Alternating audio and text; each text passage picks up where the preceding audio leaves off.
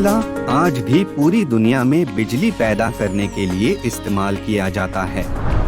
कई इंडस्ट्रीज जैसे कि पेपर, स्टील, सीमेंट और यहाँ तक कि घरों और व्यावसायिक जगहों पर भी कोयले का इस्तेमाल होता है।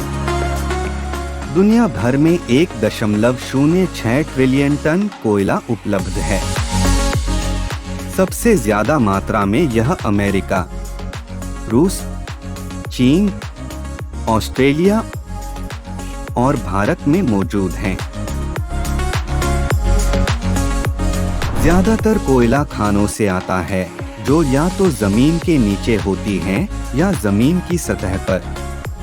कोल एक जीवाश्म ईंधन है और इसे फॉसिल फ्यूल कहा जाता है।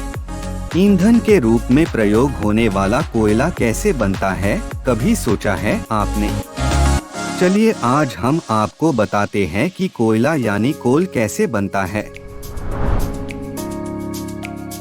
कोयला तब बनता है जब लाखों वर्षों तक मरे हुए पौधे मिट्टी की बहुत सारी परतों की दलदल, जिसे स्वैम्प भी कहते हैं, उसमें पड़े रहते हैं।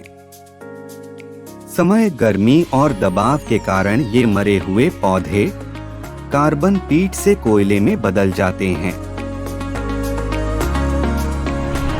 आज हमें कोयले से जो भी ऊर्जा मिलती है, वह लाखों साल पहले पौधों ने सूरज से प्राप्त की थी।